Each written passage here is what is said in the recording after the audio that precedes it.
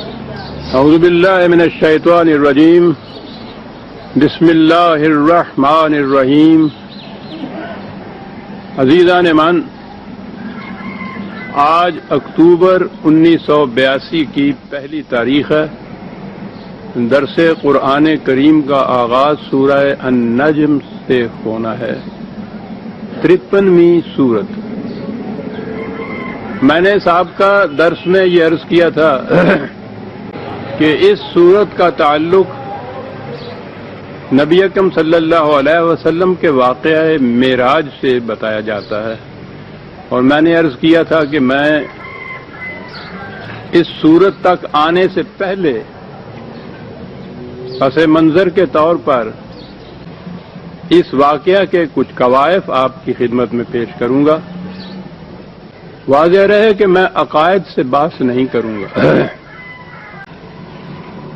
میں صرف واقعات تک محدود رہوں گا. واقعہ معراج کو دو مراحل میں تقسیم کیا جاتا ہے. ایک، نبی اکرم صلی اللہ علیہ وسلم کا مکے سے بیت المقدس تک جانا، اور دوسرا مرحلہ بیت المقدس سے آسمانوں پہ جا کر اللہ تعالی سے ملاقات کرنا، پھر اسی طرح سے واپسی وہیں بیت المقدس میں، اور وہاں سے پھر واپس مکہ شریف میں تشریف لانا. جہاں تک پہلے مرحلہ کا تعلق ہے، وہ اس کی تائید میں سورہ بنی اسرائیل یا سورہ اسراء کی پہلی آیت پیش کی جاتی ہے، جس میں کہا گیا ہے کہ سبحان الذی اسری بعبدہ لیلا من المسجد الحرام الی المسجد الاقصی، اور آگے بھی آیت. پاک عام ترجمہ کیا جاتا ہے، پاک ہے وہ ذات جو اپنے بندے کو راتوں رات مسجد حرام سے مسجد اقصی کی طرف یا مسجد اقصی تک لے گئی. گویا یہ پہلا مرحلہ ہوا. مسجد حرام سے مراد کعبہ یا مکہ شریف، مسجد اقصی سے مراد بیت المقدس لیا جاتا ہے. یعنی مسجد سے مراد عبادت گاہ، ٹھیک ہے، لیا جا سکتا ہے. یہودیوں کی عبادت گاہ جو یروشلم میں بیت المقدس جسے کہتے ہیں، وہاں واقع تھی. یہودیوں، جس زمانے میں یہودیوں کی اپنی مملکت تھی، وہ ان کا وطن تھا، تو وہاں ان کا ہیکل تھا، ہیکل سلیمانی عام طور پہ جسے کہتے ہیں. بہت اہم مرکز تھا ان کا، اور ان کی عبادت گاہ تھی. تو گویا کہا گیا کہ قرآن کریم میں یہ جو مسجد اقصی کہا ہے، اس سے مراد بیت المقدس کا وہ ہیکل ہے، یا خود بیت المقدس ہی ہے، کہ عبادت گاہ وہاں یہودیوں کی تھی. تو اس سے مکے سے وہاں تک کا جو جانا ہے، یہ مراد ہے اس آیت کے مطابق. یہاں سے وہاں تک کی جو تفصیل ہے، کتب روایات میں متعدد مقامات پر یہ آیا ہے. ہمارے ہاں کی کتب تفاسیر میں پھر وہی بات آئی ہوئی ہے، متقدمین کے ہاں بھی. لیکن میں اس کی تفصیل ہمارے دور کے جو مفسر حال ہی میں جن کا انتقال ہوا، ابو العلا مودودی مرحوم، ان کی ایک تاریخ سے پیش کروں گا. اس لیے کہ متقدمین کی چیزیں پیش کی جاتی ہیں تو کہا جاتا ہے کہ ان میں بعض چیزیں اس دور سے متعلق بھی تھیں، یا بعض ان کے خیالات بھی تھے. یہ ہمارے دور کے ہیں، اور ان کے متعلق ان کا یہ دعویٰ ہے کہ میں ہر حدیث کو تسلیم نہیں کرتا، بلکہ جسے میں خود اپنے معیار کے مطابق جانچ پرکھ کر صحیح سمجھتا ہوں اسے ہی لیتا ہوں. اور پھر اس دور میں انہیں عام طور پہ روشن خیال بھی سمجھا جاتا ہے. بہرحال میں ان سے یہ لے رہا ہوں، اور یہ ان کے خیالات نہیں ہیں، یہ تمام چیزیں کتب روایات میں آئی ہوئی ہیں. پیش میں اس لیے کر رہا ہوں کہ اس کے بغیر یہ پس منظر جو میں نے عرض کیا ہے وہ سامنے نہیں آ سکتا. انہوں نے لکھا یہ ہے، یہ ان کی تقریر تھی جو ترجمان القرآن میں شائع ہوئی تھی اگست 1951 کے ترجمان القرآن میں. انہوں نے لکھا ہے کہ حضرت محمد صلی اللہ علیہ وسلم کو پیغمبری کے منصب پر سرفراز ہوئے 12 سال گزر چکے تھے، 52 برس کی عمر تھی، حرم کعبہ میں سو رہے تھے، یکا یک جبرائیل فرشتے نے آ کر آپ کو جگایا، نیم خفتہ و نیم بیدار حالت میں اٹھا کر آپ کو زمزم کے پاس لے گئے، سینہ چاک کیا، زمزم کے پانی سے اسے دھویا، پھر اسے علم اور بردباری اور دانائی اور ایمان و یقین سے بھر دیا۔ میں یہ چیزیں پیش ہی کیے جاؤں گا، اس پہ کوئی تبصرہ نہیں کروں گا۔ اس کے بعد آپ کی سواری کے لیے ایک جانور پیش کیا جس کا رنگ سفید اور قد خچر سے کچھ چھوٹا تھا، برق کی رفتار سے چلتا تھا، اور اسی مناسبت سے اس کا نام براق تھا۔ پہلے انبیاء بھی اس نوعیت کے سفر میں اسی سواری پر جایا کرتے تھے۔ جب آپ سوار ہونے لگے تو وہ چمکا۔ جبرائیل نے تھپکی دے کر کہا کہ دیکھ کیا کرتا ہے، آج تک محمد صلی اللہ علیہ وسلم سے بڑی شخصیت کا کوئی انسان تجھ پر سوار نہیں ہوا ہے۔ پھر آپ اس پر سوار ہوئے اور جبریل آپ کے ساتھ چلے۔ پہلی منزل مدینہ تھی، جہاں اتر کر آپ نے نماز پڑھی۔ جبرائیل نے کہا اس جگہ آپ ہجرت کر کے آئیں گے۔ دوسری منزل طور سینا کی تھی، جہاں خدا حضرت موسیٰ علیہ السلام سے ہم کلام ہوا تھا۔ تیسری منزل بیت لحم کی تھی، جہاں حضرت عیسیٰ علیہ السلام پیدا ہوئے۔ چوتھی منزل بیت المقدس تھا، جہاں براق کا سفر ختم ہوا۔ بیت المقدس پہنچ کر آپ براق سے اتر گئے اور اسی مقام پر اسے باندھ دیا جہاں پہلے انبیاء اس کو باندھا کرتے تھے۔ ہیکل سلیمانی میں داخل ہوئے تو ان سب پیغمبروں کو موجود پایا جو ابتدائے آفرینش سے اس وقت تک دنیا میں پیدا ہوئے تھے۔ آپ کے پہنچتے ہی نماز کے لیے صفیں بند گئیں۔ سب منتظر تھے کہ امامت کے لیے کون بڑھتا ہے۔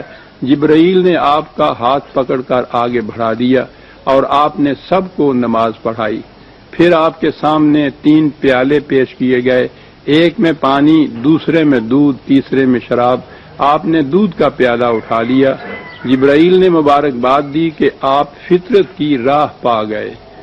اس کے بعد ایک سیڑھی آپ کے سامنے پیش کی گئی اور جبرائیل اس کے ذریعے سے آپ کو آسمان کی طرف لے چلے۔ عربی زبان میں سیڑھی کو معراج کہتے ہیں اور اسی مناسبت سے یہ سارا واقعہ معراج کے نام سے مشہور ہوا۔ تو گویا پہلی چیز جو انہوں نے یہ کہی کہ یہ وہاں بیت المقدس میں حضور پہنچے تو وہاں ہیکل سلیمانی میں داخل ہوئے اور وہاں نماز پڑھی۔ گویا وہاں یہ ہیکل سلیمانی یا یہ جو وہاں کا عبادت گاہ تھی یہودیوں کی، یہ وہاں موجود تھی اور وہاں حضور داخل ہوئے اور وہاں آپ نے نماز پڑھی۔ یہ چیز ذرا غور سے میں نے عرض کیا کہ میں قواعد فرض کروں گا، واقعات پیش کروں گا، بڑے غور سے ان کو سنیے گا، جی چاہے تو نوٹ بھی کرتے چلے جائیے گا۔ ابھی انہوں نے یہ کہا ہے کہ حضور بیت المقدس میں جا کر ہیکل سلیمانی کی مسجد میں داخل ہوئے اور وہیں آپ نے نماز پڑھی۔ یہودیوں کا یہ دعویٰ ہے، آج کل آپ کو معلوم ہے بڑی اہمیت اختیار کر گیا ہے بیت المقدس، یہودیوں کا یہ دعویٰ، اور مسجد اقصی جسے ہم کہتے ہیں۔ تو یہودیوں کا دعویٰ یہ ہے کہ یہ تو شروع سے ہماری مسجد، ہماری عبادت گاہ تھی، مسلمانوں نے اسے مسمار کیا اور اس کی جگہ اپنی مسجد بنا دی۔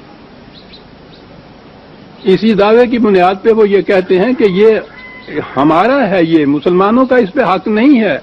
انہوں نے تو ان کا دعویٰ، انہوں نے تو غصب کر کے اس مقام پر اپنی مسجد بنا لی تھی۔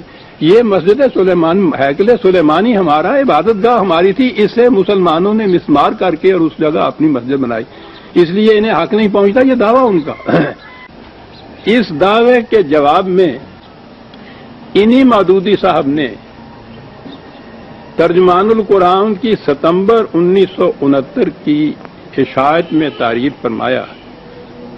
میں پھر دوہرا دوں، ابھی آپ نے دیکھا ہے، انہوں نے یہ کہا تھا کہ حضور بیت المقدس میں تشریف لے گئے اور ہیکل سلیمانی میں داخل ہو کے اس مسجد میں آپ نے نماز پڑھی، بلکہ نماز پڑھائی انبیاء کرام کی امامت کرتے ہوئے۔ آگے ذہن میں آپ کے یہودیوں نے جب یہ دعویٰ کیا کہ یہاں تو ہماری مسجد تھی، ہیکل سلیمانی تھی، مسلمانوں نے مسمار کیا، اس کے جواب میں انہوں نے 1970 میں یہ لکھا کہ یہودیوں کے معبد ہیکل سلیمانی کے متعلق یہ بات تاریخ سے ثابت ہے کہ سن 70 ہجری میں بالکل مسمار کر دیا گیا تھا۔ گویا 70 معاف رکھیے گا، میں نے ہجری غلط کہہ دیا، سن 70 عیسوی میں رومنز نے آ کر آخری تباہی جو ہے یہودیوں کی وہ رومنز کے ہاتھوں ہوئی سی سن 70 عیسوی میں، اور انہوں نے آ کے ان کی اینٹ سے اینٹ بجا دی تھی، معبد یا ہیکل وغیرہ جو تھا وہ کھنڈرات میں تبدیل ہو گیا تھا اور ان کو وہاں سے نکال دیا گیا تھا۔ سن 70 عیسوی میں رومنز نے یہ کیا تھا، اور اس کے بعد اس مقام پہ انہوں نے قبضہ کیا، اور وہاں پھر عیسائی جو تھے، عیسائیوں کا معبد، عیسائیوں کی کا وہ ہیکل، کلیسا، ہیکل تو یہودی کہتے تھے، کلیسا ان کا یہ مرکز بن گیا عیسائیوں کا سن 70 عیسوی کے بعد، اور وہاں سے انہوں نے نام و نشان مٹا دیا یہودیوں کی پہلی سابقہ عمارات کا بھی، معابد کا بھی، ہیکل کا بھی کوئی چیز باقی نہیں تھی سن 70 عیسوی کے بعد۔ نبی اکرم صلی اللہ علیہ وسلم تو 6 صدی عیسوی کے اندر تشریف لائے نا، مبعوث ہوئے ہیں۔ 70 عیسوی میں یہ کیفیت وہاں ہو گئی تھی اس معبد کی یا اس مسجد کی۔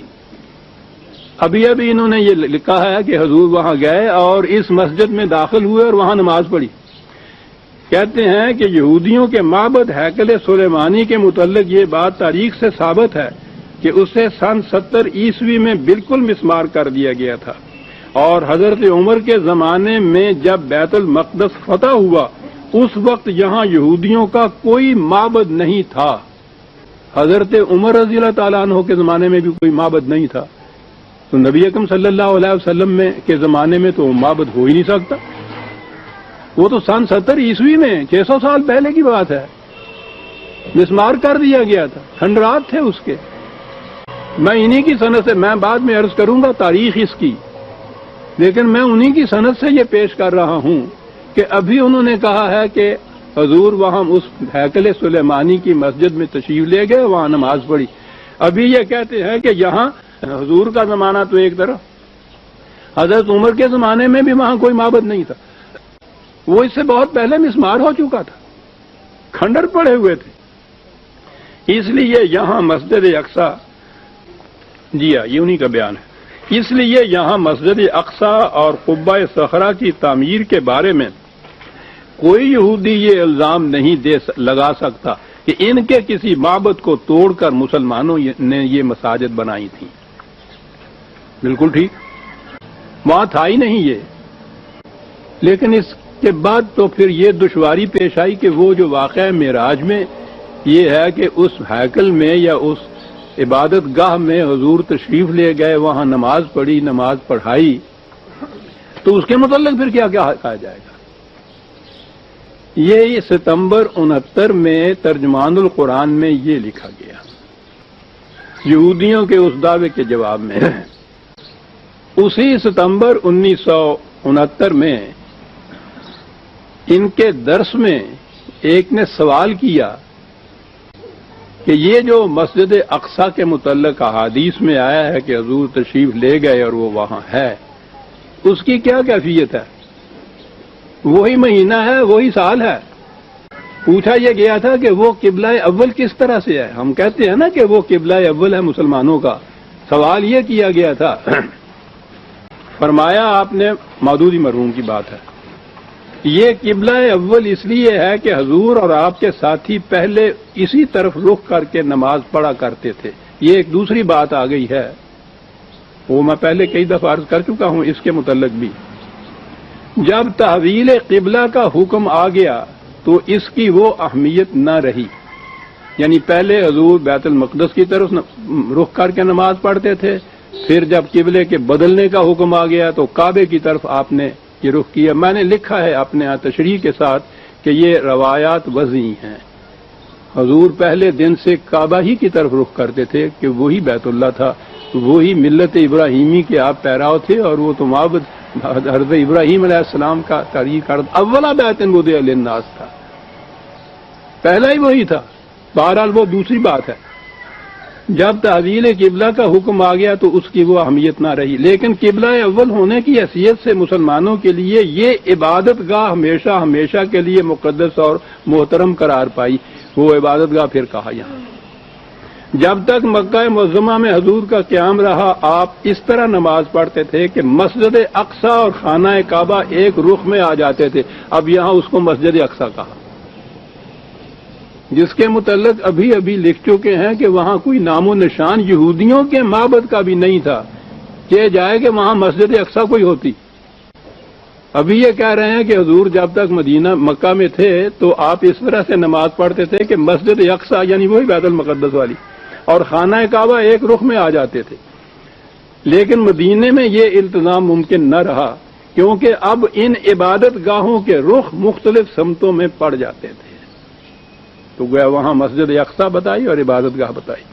تحویل قبلہ سے پہلے حضور اور آپ کے صحابہ ایک طویل عرصے تک مسجد اقصی کی طرف رخ کر کے نماز پڑھتے رہے. کہاں تھی وہ مسجد اقصی؟ خود پہلے کہہ چکے ہیں کہ مسجد اقصی مسلمانوں کی مسجد تو ایک طرف رہی, یہودیوں کا وہاں ہیکل, ان کا معبد بھی وہاں نہیں تھا, اس کا نام و نشان تک نہیں تھا, کھنڈرات تھے وہاں. تو اب اس کو صرف عبادت گاہ ہی نہیں کہا, مسجد اقصی کہا. میں نے عرض کیا تھا کہ میں صرف واقعات پیش کروں گا, غیر جانبدارانہ طور پر ان دو ہی اقتباسات کو سامنے رکھ کے دیکھیے کہ کس نتیجے پہ آپ پہنچتے. اب وہ جو یہودیوں کا وہ دعویٰ ہے, اعتراض ہے کہ یہاں ہمارا پہلے معبد تھا, ہیکل سلیمانی تھا, اس کی جگہ مسلمانوں یہ مسجد بنا دی. تو تسلیم کر دیا کہ وہاں تھا, وہ یہاں بنا لی, اور اسی کے اوپر دعوے کی بنیاد رکھ رہے ہیں. وہ اس سے مجھے غرض نہیں ہے کہ ان کے دعویٰ کیا بنیاد کیا, وہ تو میں تاریخ سے اور کچھ ثابت کروں گا. یہ بات تو خود یہ بتا رہے ہیں, کہہ رہے ہیں پہلے کہ وہاں حضرت عمر کے زمانے میں بھی کوئی معبد نہیں تھا, کوئی ہیکل نہیں تھا, کوئی مسجد نہیں تھی, کوئی عبادت گاہ نہیں تھی, کھنڈرات تھے. اور ابھی ابھی یہ فرما رہے ہیں کہ حضور جب مکہ میں تھے تو وہ مسجد اقصی کی طرف رخ کر کے نماز پڑھتے تھے, وہی ہمارا قبلہ اول ہے. تو گویا وہ جو قرآن کریم میں یہ میں نے جو ابھی سورہ بنی اسرائیل کی پہلی آیت ابھی پیش کی کہ پاک ہے وہ ذات جو اپنے بندے کو راتوں رات مسجد حرام سے مسجد اقصی کی طرف لے گئی, تو مسجد اقصی جو ہے وہ اب بتایا کہ یہ وہ تھی جو بیت المقدس ہے, جہاں ابھی ابھی اسی سانس میں, اسی مہینے میں, اسی سال میں یہ کہہ رہے ہیں اپنے پرچے میں کہ وہاں کوئی عبادت گاہ نہیں تھی, وہاں کوئی ہیکل نہیں تھا, وہاں کوئی یہودیوں کی مسجد نہیں تھی. ابھی یہ کہہ رہے ہیں کہ مسجد اقصی کی طرف حضور نماز رخ کر کے نماز پڑھا کرتے تھے. تاریخی اعتبار سے عزیزان من پہلے اس کو دیکھیے. میں نے عرض کیا کہ میں عقیدے سے بات نہیں کروں گا. کس نتیجے میں پہنچے گا آدمی؟ ایک ہی شخص ہے آپ کے ہاں کا.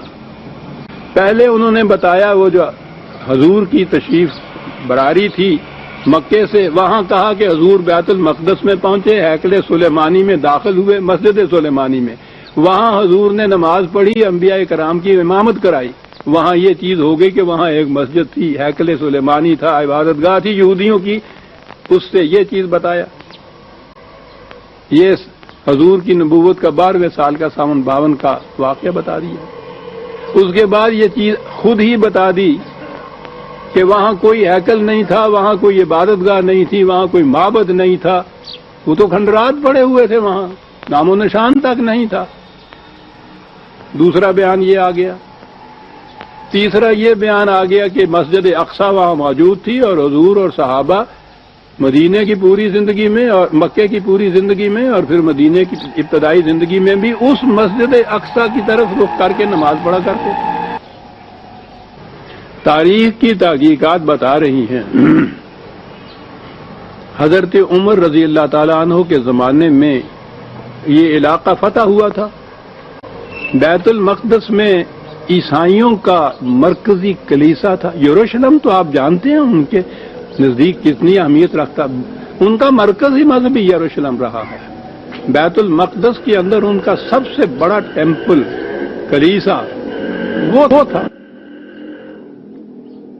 آپ کی تمام تاریخیں متفق ہیں اور آپ ہی کی نہیں ہیں. غیر مسلموں کی تاریخیں بھی اس پہ اتفاق کرتی ہیں کہ جب یہ علاقہ فتح ہوا حضرت عمر رضی اللہ تعالیٰ عنہ کے زمانے میں تو وہ جو وہاں کا بطریق تھا اس وقت بلکہ تھا لارڈ پادری جسے کہتے ہیں، اس نے یہ کہا کہ یہ جو فتح نامہ کے اوپر یا جو ٹریٹی ہوگی ہم میں اور مسلمانوں میں، آپ کا سربراہ مملکت خود تشریف لائے تو میں اس کے ساتھ یہ ٹریٹی کروں گا.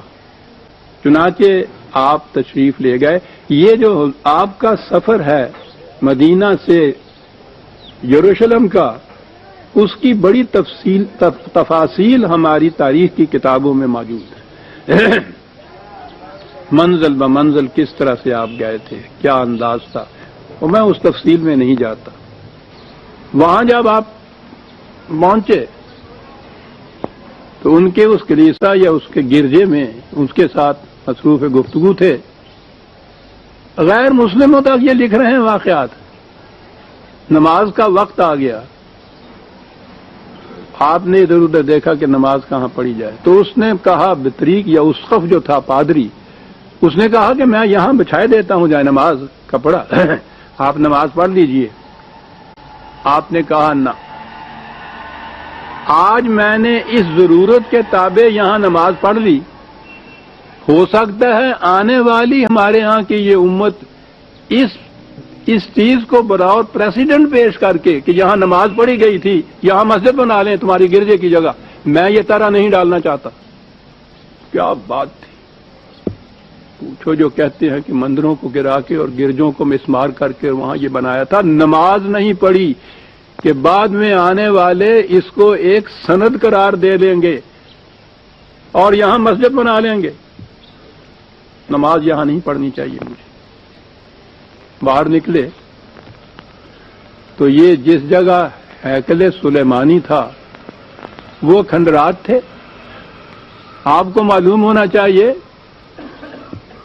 کہ عیسائی یہودیوں کے خلاف سخت عداوت اور نفرت کے جذبات رکھتے تھے کہ ان کے ہاں یہ عقیدہ نہیں بلکہ ان کی تاریخ وہ یہ بتاتی تھی کہ حضرت عیسیٰ علیہ السلام کو صلیب پر یہودیوں ہی نے چڑھایا تھا.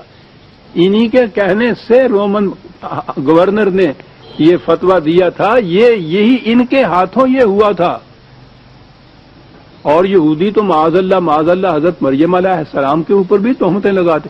تو یہودیوں کے خلاف سب سے زیادہ بڑی شدید نفرت اور عداوت عیسائیوں کو تھی.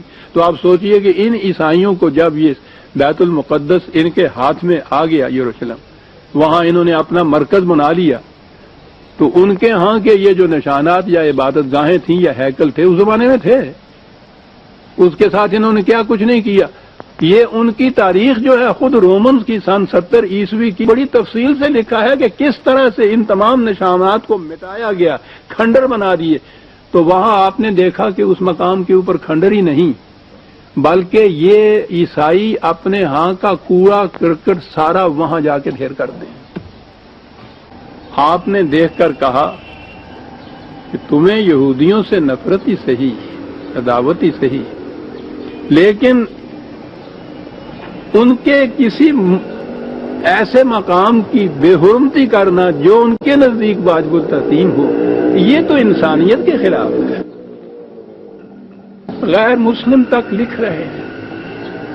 اب فاتح کی حیثیت سے آپ وہاں کھڑے تھے، وہ آپ کو منع نہیں کر سکتا تھا.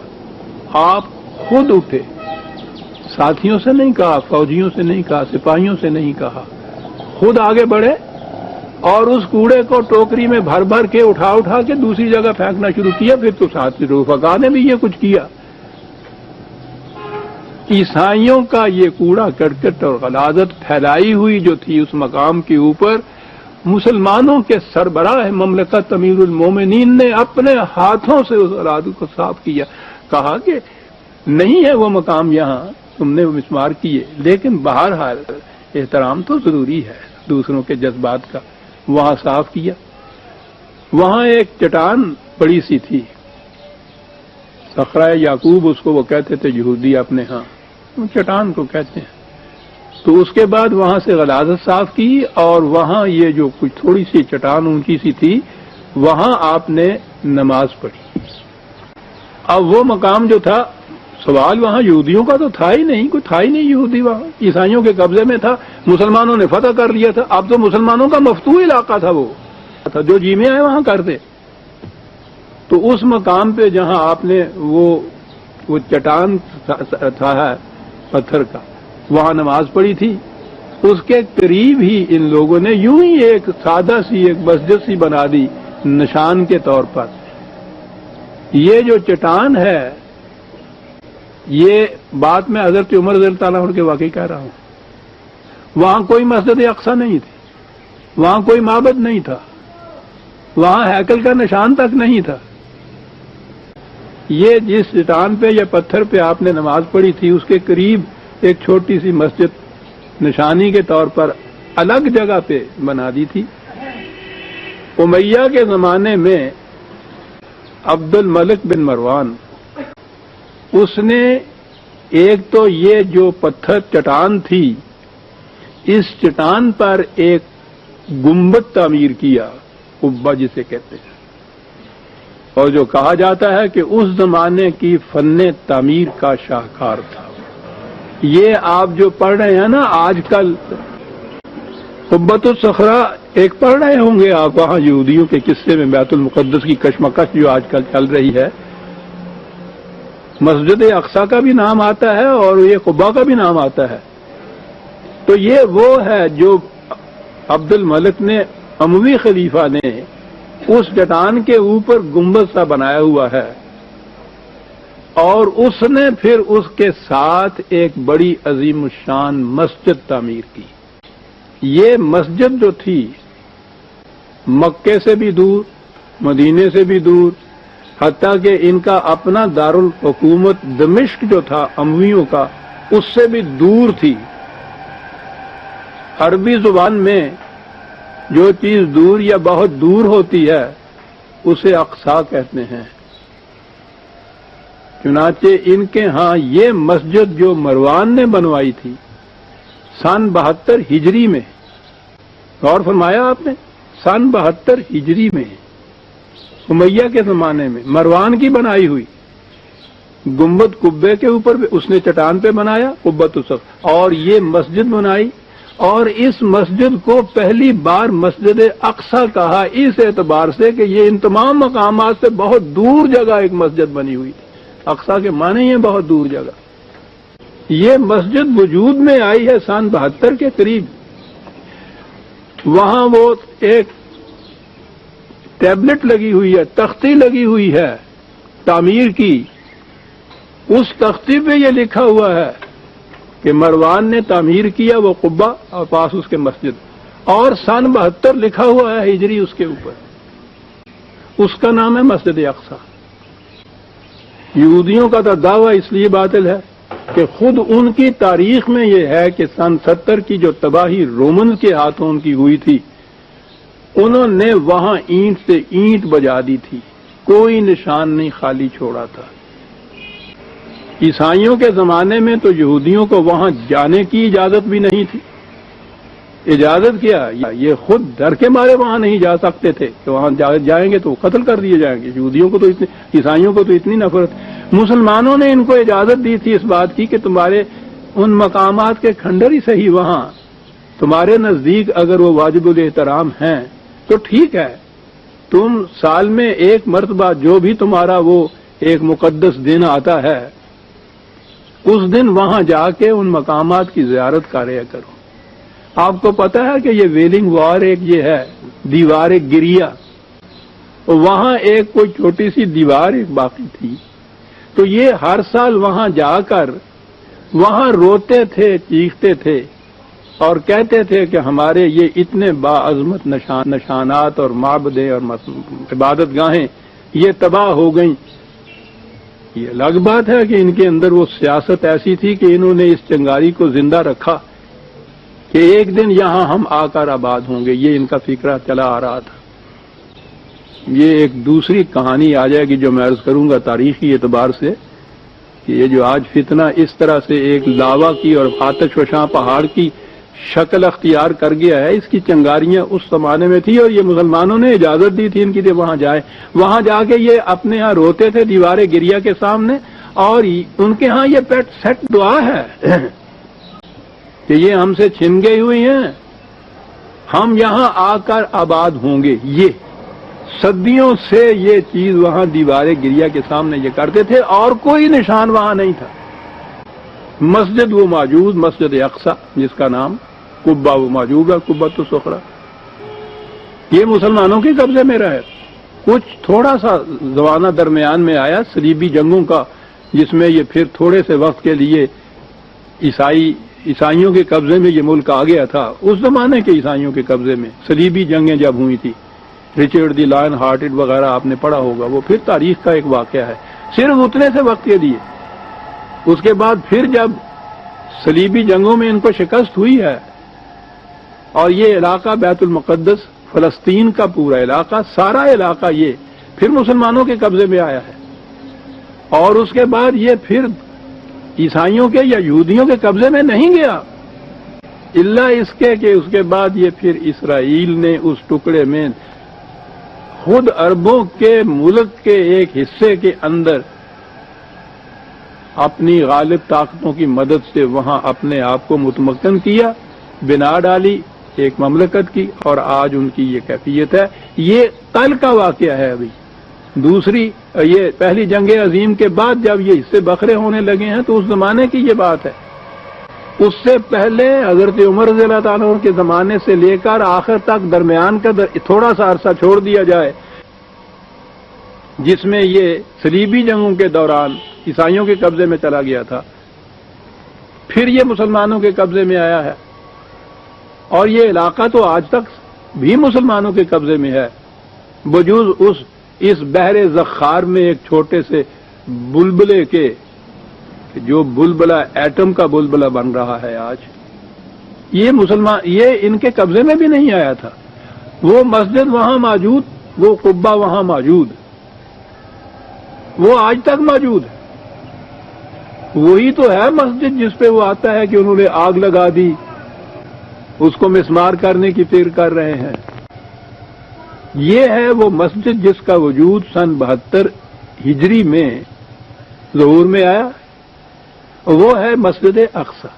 اب یہ جو چیز پہلے کہی ہے، وہ جو روایات ہے معراج کی، اس میں ابھی میں نے آپ کے سامنے پیش کیا ان کا بیان مودودی مرحوم کا، کہ حضور وہاں ہیکل سلیمانی کی مسجد میں تشریف لے گئے اور وہاں نماز پڑھی۔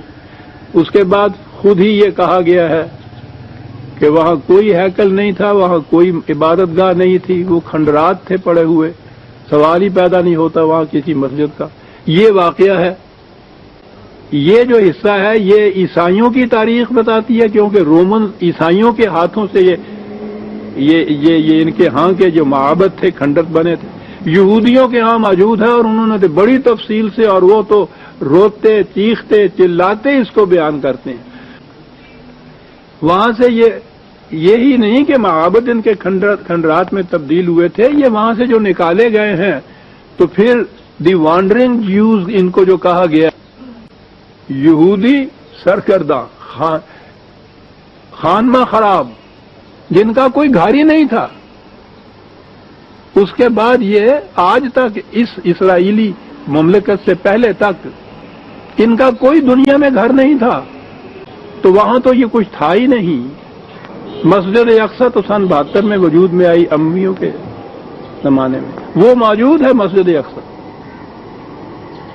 اب ہمارے ہاں جب یہ اس آیہ جلیلہ کو یہ لیتے ہیں کہ پاک ہے وہ ذات جو اپنے بندوں کو راتوں رات مسجد حرام سے مسجد اقصی کی طرف لے گئی، تو کیونکہ وہاں مسجد اقصی اب موجود ہے وہ مسجد اقصی، تو اس نسبت سے یہ کہا جاتا ہے کہ قرآن کی یہ آیت میں جو مسجد اقصی آئی ہے یہ مسجد ہے جو وہاں مسجد اقصی کہلاتی ہے۔ جب یہ آیت نازل ہوئی ہے تو وہاں مسلمانوں کی مسجد تو ایک طرف رہا، یہ یہودیوں کی سجدہ گاہ بھی وہاں کوئی موجود نہیں تھی، ان کا ہیکل موجود نہیں تھا، ان کی عبادت گاہ موجود نہیں تھی، ان کو وہاں جانے کی اجازت نہیں تھی۔ تاریخ کے ان قواعد کی روح سے عزیزان من، اس آیہ جلیلہ میں مسجد اقصی سے اور یہ مسجد اقصی جو بیت المقدس میں ہے وہ مراد لینا صحیح نہیں ہو سکتی۔ غیر مسلم مورخین نے اور مستشرقین تو ان کے ہاں کے بہت تحقیقات کرتے ہیں، اور یہ تو وہ چیز ہے جس میں کچھ زیادہ کاوش کی ضرورت بھی نہیں ہے۔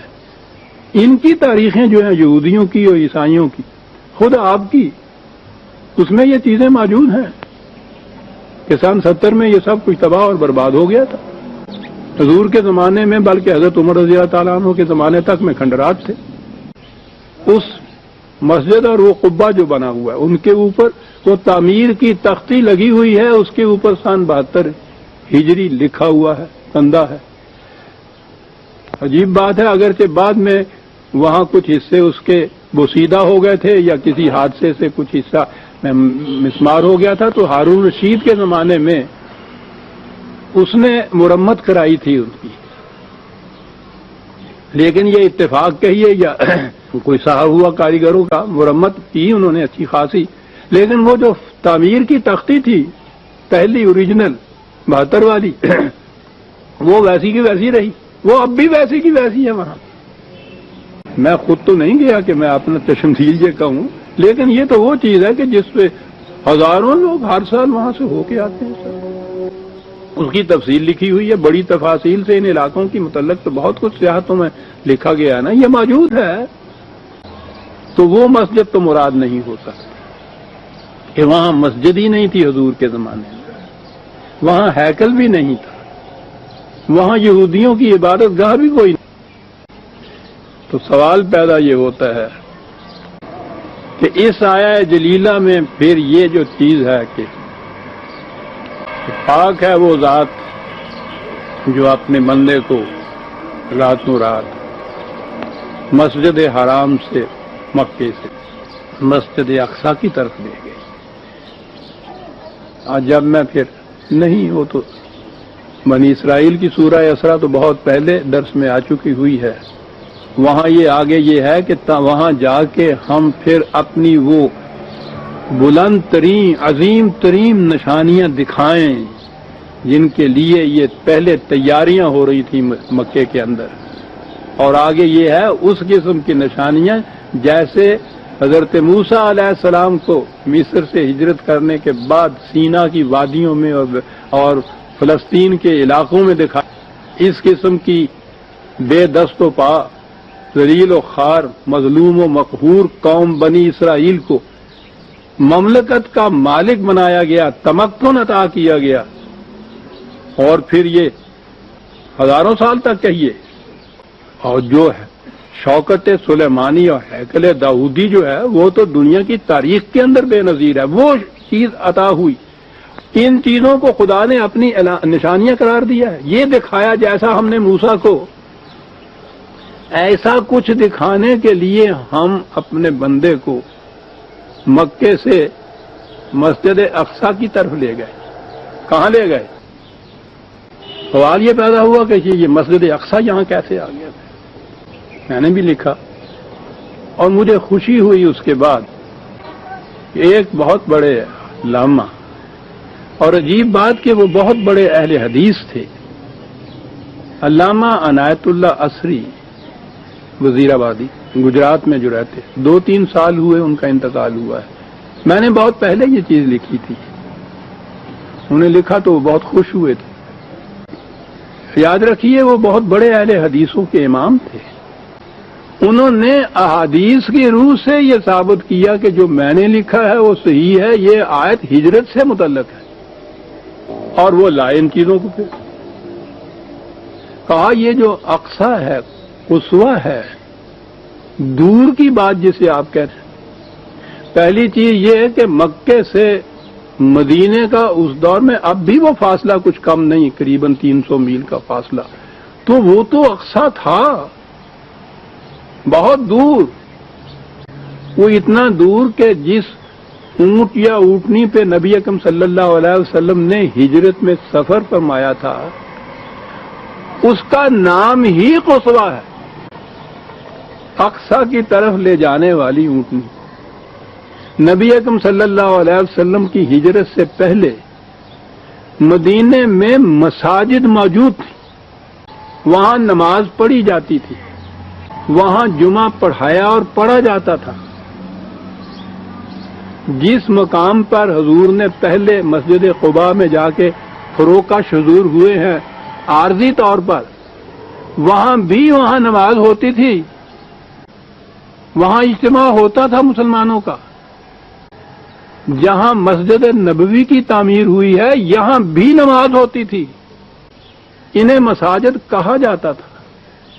تو اب یہ مساجد تو موجود ہیں اور یہ مقام اقصیٰ بھی موجود، بہت دور۔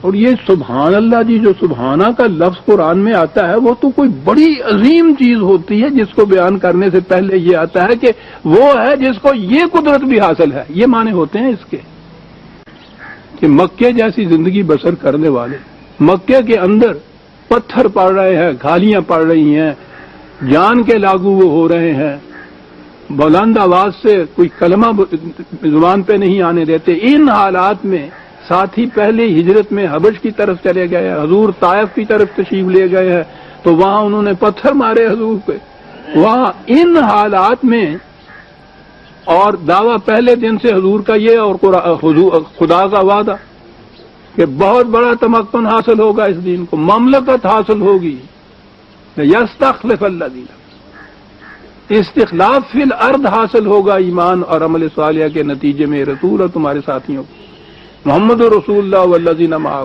کو، یہ وعدے، یہ دعوی ہو رہے تھے۔ مکے کی زندگی اس قسم کی تھی، تو یہ جو کچھ کہا جا رہا ہے یہ ہے نا وہ آیات کبریٰ، کہ اب ان آیات کبریٰ کو دکھانے کے لیے ضروری ہو گیا کہ جیسے موسیٰ علیہ السلام نے ساتھیوں کے ساتھ مصر سے ہجرت کی تھی سینا کی طرف، قرآن میں یہ اگلی آیت کا اگلا حصہ یہ ہے، اسی طرح سے اس مقام سے ہجرت کی جائے گی ایک ایسے مقام کی طرف دور، اور وہاں ہی اس کو وہ مسجد کہنا۔ میں کہتا ہوں یہ تو عجیب بات ہے کہ وہاں مساجد موجود بھی تھیں، نہ بھی ہوتی میں کہہ رہا ہوں تو جہاں جا کے، مسجد کے معنی اس قسم کی عمارت ہی نہیں ہے، وہ سینٹر ہے، وہ مرکز ہے جہاں سے خدا کی حاکمیت کی آواز بلند ہونی ہے، وہاں جہاں خدا کے اس نظام اور اس قانون نے نافذ ہونا ہے، جس مقام سے بھی ہو، خواہ عمارت وہاں نہ بھی ہو، وہ مسجد ہے جہاں ہم اس کے قانون کے سامنے سر تسلیم خم کرتے ہیں۔ حضور نے جو فرمایا تھا، اور حضور کی اس قسم کی احادیث تو موتیوں کی طرح چمکتی ہیں کہ میری امت کے لیے پورا قرہ ارض مسجد ہے۔ جہاں بھی کوئی ایک عبد مومن ہے اور وہ خدا کے قانون کے سامنے سر جھکاتا ہے، وہ مسجد ہے اسلام کی روح سے، عمارت وہاں ہو یا نہ ہو۔ پاک ہے وہ ذات جو راتوں رات مسجد حرام سے دور کی جگہ جہاں مسجد ہے بھی اور جسے اب مسجد بننا ہے، وہاں لے گئی چاہ کے وہ نشانیاں جو ابھی تک زیر نقاب تھیں، جو ابھی تک چھپی ہوئی تھیں، وہ حقیقت منتظر جو تھی وہ لباس مجاز میں نظر آ جائے، لے گیا وہ عبد اپنے کو وہاں راتوں رات۔ اور اگلی بات سنیے عزیزان مان، ہماری تاریخوں کے اندر خود مدینے کا ایک نام مسجد اقصیٰ ہے، اس کے بعد اور کچھ کہنے کی مجھے ضرورت ہی نہیں۔ میں نے جب یہ لکھا تھا کہ اس سے مراد ہجرت ہے اور مدینہ ہے، مجھے اعتراف ہے اس چیز کا کہ یہ بات اس وقت میرے علم میں نہیں تھی کہ خود مدینے کے مختلف نام ہیں، مدینے کے احتراماً نام رکھے ہوئے ہیں، تبرک کے نام رکھے ہوئے ہیں، تعظیماً نام رکھے، ان میں مدینے کا ایک نام خود مسجد اقصی مدینے کا نام ہے، ہماری تاریخوں میں موجود ہے۔ میں نے عرض کیا ہے نا کہ یہ چیز اس وقت تک میرے علم میں نہیں آئی تھی، یہ بات کی بات ہے۔ مجھے خوشی ہوئی کہ میں نے قرآن کی کاوش اور تاریخ سے میں جس نتیجے پہ پہنچا تھا اس کی تائید تاریخ کر رہی ہے، اس کی تائید پھر یہ احادیث اور روایات کر رہی ہیں کہ مدینے کے اندر یہ مساجد موجود تھیں، وہاں نماز ہوتی تھی، وہاں خطبے ہوتے تھے، اور یہ چیز کہ خود اسی جہت سے مدینے کا نام مسجد اقصی ہے۔ تو یہ آیت جو ہے جس سے دلیل لائی جاتی ہے کہ حضور مکہ سے اس طرح، جس طرح سے ابھی میں نے یہ پڑھ کے سنائی ہے تفصیل آپ کو مودودی مرحوم کی زبان میں، کہ اس طرح سے آپ وہاں براق پہ تشریف لے گئے، وہاں اس طرح سے نماز ہوئی، یہ سارا وہ مسجد اقصی تھی ہی نہیں وہاں۔ اس آیہ جلیلہ میں جو مسجد اقصی ہے یہ وہاں کی کسی عبادت گاہ کو کہا ہی نہیں گیا، وہاں یہ ان کی عبادت گاہ تھی ہی نہیں یہودیوں کی۔ تو اس کی تو حالت جو میں نے عرض کی ہے، کھنڈرات، اور کھنڈرات بھی اس قسم کے عیسائیوں کے تسلط میں یہودیوں کو جانے تک کی اجازت نہیں، وہاں یہ ان مقامات کے کھنڈرات پہ کوڑا کرکٹ پہنکا کرتے تھے۔ صاف کیا حضرت عمر نے جا کے، مسجد وہاں بنی سن 72 ہجری میں۔ اور یہ چیز جو تھی کہ یہاں مساجد بھی تھیں اور خود مدینے کا ایک نام مسجد اقصی بھی ہے، یہ ہمارے یہاں موجود ہے۔ اب اس کی روشنی میں وہ آیت صاف ہو گئی، بڑی قوتوں کا مالک ہے وہ، مکے جیسی زندگی میں کہ جہاں مفتوح، مغلوب، مقہور، ہر قسم کی شدائد اور مصائب اور تکالیف برداشت کرنے کی بات، رہنے تک کا ٹھکانہ نہیں، گھر بار نہیں، سب کچھ چھینا ہوا، ان حالات میں سے ایک اپنے بندے کو وہ نکالتا ہے، اور وہ راتوں رات نکالتا ہے، اس کو لے جاتا ہے اس مقام کے اوپر بہت دور کہ جس نے مرکز بننا تھا قوانین خدا، جس نے سجدہ گاہ بننا تھا اس کے بعد نظام خدا بندی کا، جہاں مساجد موجود تھی، اور اس اعتبار سے جس شہر کا ایک نام مسجد اقصی تھا۔ مکے سے چلو تو وہ شہر ہی ایک آتا ہے، اس کے بعد تو یہ مدینہ، اب بھی وہاں عرب کے اندر، اس علاقے کے اندر، حالانکہ یہ بڑا متمدن اور بڑا دارالحکومت اور اس کا مقامات ہیں، وہاں شہر اب بھی وہی 2-3 ہی ہیں، اور نامور شہر تو اس زمانے کے اندر سمجھیے یہ 2 ہی تھے، مکہ اور مدینہ۔ اور مدینہ جو تھا مکے سے اتنی دور واقع ہوا تھا، وہ تو اقصی تھا ہی۔ قرآن نے سورہ انفال میں جہاں جنگ بدر کا ذکر آیا ہے، وہاں یہ اس مقام کو، بدر کے مقام کو مکے سے اقصی خود کہا ہے، دور۔ تو عزیزان من، ان حقائق اور روح سے یہ جو پہلا حصہ بتایا جاتا ہے معراج کا، مکے سے بیت المقدس جا کر، یہ چیز جو ہے ان حقائق کی روشنی میں وہ ان چیزوں کے اوپر، ان کے روشنی میں وہ اس پہ پورا نہیں اتر رہا۔ مسجد اقصی سے مراد مدینہ طیبہ ہی مراد ہے حقیقت میں، اور یہ آیہ جلیلہ ہجرت نبی اکرم صلی اللہ علیہ وسلم سے متعلق ہے۔ یہ ہے جو میں نے عرض کیا ہے کہ کوائف اور حقائق کی روشنی میں جس نتیجے کے اوپر ہم پہنچتے ہیں، یہ پہلا حصہ آ گیا۔ اگلا حصہ ہے وہ بیت المقدس سے آسمانوں کے اوپر جانا حضور کا، بارگاہ خداوندی میں حضور سے اللہ تعالیٰ کی ملاقات سے شرف یاب ہونا، یہ اگلا حصہ ہے۔ اور اس کے متعلق جیسا میں نے ابھی عرض کیا ہے، سورہ النجم کو پیش کیا جاتا تھا۔ اب اس دوسرے حصے کے متعلق میں آئندہ درس میں انشاءاللہ عرض کروں گا، کیونکہ آج کا تو وقت اسی میں ختم ہو گیا ہے کہ سورہ النجم جو ہے اس میں کیا کہا گیا ہے، اور یہ جو واقعہ ہے آسمانوں کی طرف جانے کا حقائق کی روشنی میں یہ کس طرح سے ہوتا ہے۔ پھر میں عرض کر دوں کہ مجھے عقائد سے باس نہیں، حقائق سے صرف باس ہے۔ میرا خیال ہے کہ اتنے حصے کے متعلق تو آپ احباب نے کچھ اپنے ذہن میں یا اپنے کاغذوں میں یہ نوٹ کر لیا ہوگا کہ یہ ہیں وہ واقعات، یہ ہیں وہ کڑیاں، ان کو ملانے کے بعد آپ دیکھیے کس نتیجے پہ انسان پہنچتا ہے۔ ربنا تقبل منا انک انت